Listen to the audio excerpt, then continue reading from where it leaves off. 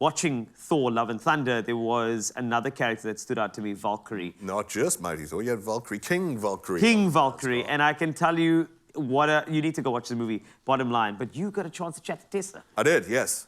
And I'm intact. I'm not in love, I swear. Silent, quiet tear down the face. No, a wonderful person and great talk that we had about her, where the character is at this point in this new Thor, and also the introduction of the newcomer, wink wink, Christian Bale, and what it was like working with him. Let's have a look at JP chatting with Tessa Thompson for Thor Love and Thunder.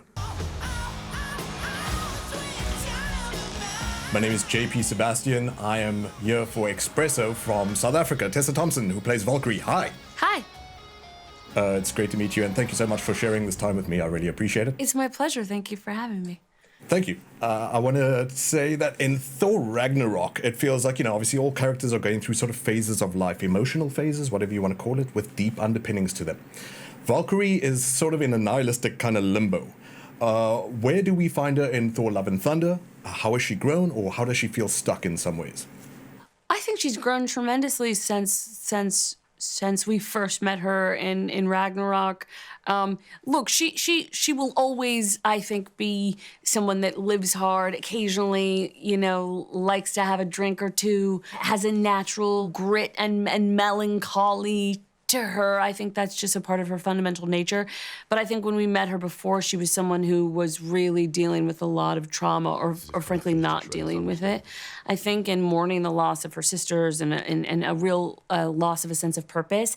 And this time around, you meet her as King, which is satisfying. She was essentially a career soldier, so she's always protected her people, protected Asgard, but now she gets to do that on the throne. She's a little disenchanted with some parts of the job, and that has to do with bureaucracy. She's a born leader, I think, in many ways, but she's not like a born sitting in meetings, paperwork, shaking hands. That part of it, I think, is tricky for her. And also, New Asgard has become this sort of tourist destination. So I think she also feels like she's part salesman, and she wants to get back on the battlefield, back into adventure. And the events of this film give her the opportunity to do that. Yeah, interestingly, like you say, there's a natural part of her, or a part of her that's essentially just grit. It's not that everything needs some sort of emotional resolution or something. Yeah. She does just miss swinging a sword. Speaking of which, then, so it's not all bureaucratic ribbon cutting for the king of New Asgard. I bow before thee. I was really glad to see you back in the saddle, like literally. Yeah. The action is ramped for Valkyrie. Tell us a bit about the preparation for that. There must be a lot that had to go into you swinging a sword gloriously. And what was your favorite part? Do you just walk around with the sword 24/7? I do walk around with the sword a lot. The first time around, I walked around with the sword constantly in my day-to-day, which was, various levels of embarrassing. I just was like a child with this sword all the time. This time around, I just have more agility with it. Sword work is not quite like riding a bike, but I think once you have some level of muscle memory, some things came back a bit quicker. The thing that was so enjoyable about this time around, as you say, in the saddle, I rode a horse a lot, and so I got to really train in horseback riding and horsemanship and relationship with my horse, which was so fun.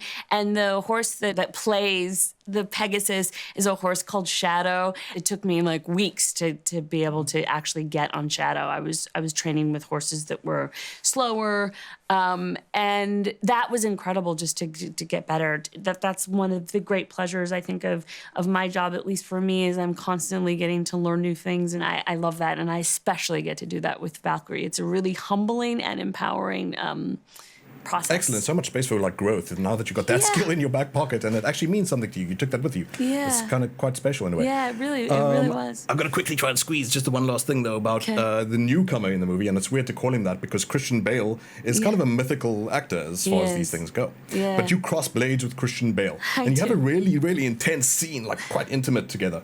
Can you just describe what shooting that was like, and was there anything about it that was unexpected for you, with the chemistry and working together with a guy as talented as yourself? That was so surprising to me. I mean, I expected he would be a generous actor, because typically when someone is really, really good, I think usually they're generous as actors, because there's a kind of sensitivity. But something that really struck me, I was so paranoid about hitting him, stabbing him in any way. I remember the same thing happened when I had a fight scene with Cate Blanchett. Like, two of my acting heroes, I just was so focused on not wanting to hit them by accident. And he similarly was so worried about injuring me. He was so inside of it and so daunting and so terrifying, and then would just keep checking in, you know? He was able to hold this sort of dual space of being entirely in the pocket of what he needed to be, but also be conscious as Christian of his teammate, of his partner. And that was so incredible. And he did that also in the acting scenes. Like, he was so present with me and so complimentary about my work while we were doing it. He just creates this really lovely space. And his kids would be on set and he'd be chatting about the weekend and how the surf was, and then they'd call action, and suddenly he is entirely transformed into this otherworldly, terrifying. And also, he's such variety. He was so funny sometimes too. He was able to pitch. He could go and he could play so many different colors of this character, and it was really just a masterclass, and also just so fun to watch. And you guys, that fight came off so well, and like I said, that good. intense moment that you shared as well. Great job to all of you, so much. And to yourself included, of course. Thank you. I'm going to wrap there, though. So to the King of New Asgard, Valkyrie, thank you so much for your time. It was really interesting hearing these points from you. Thank you so much. Yeah, come by South Africa sometime. I really hope to. I really want to. Okay, thanks so much.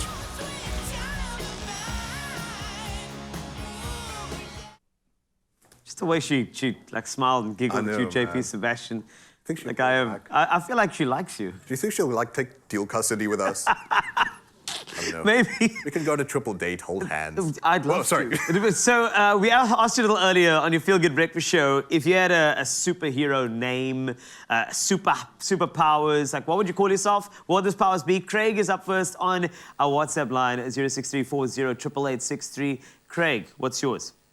Good morning, you guys. I would like to be Barry Allen the Flash.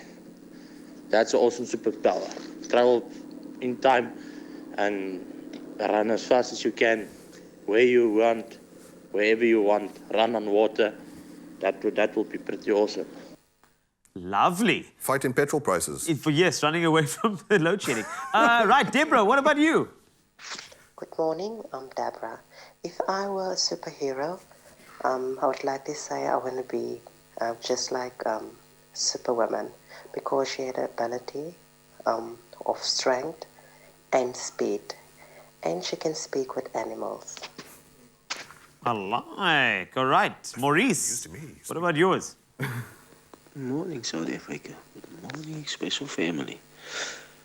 My name is Maurice, and my superhero name would be Dynamo.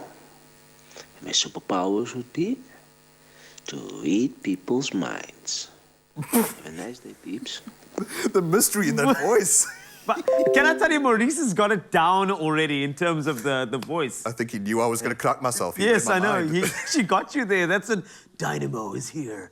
Well, thank you so much. You can keep it coming. We'd love to hear what your Superman is. And be creative. It doesn't have to be an existing superhero. Make one up for yourself, like Movie Man. I'm the crush because of Tessa Thompson. The crush is here, but we'll be crushing on somebody else a little later because Manila Von Teese is here to entertain you on your Feel Good Breakfast show. Stick around for that. It is power to start your weekend.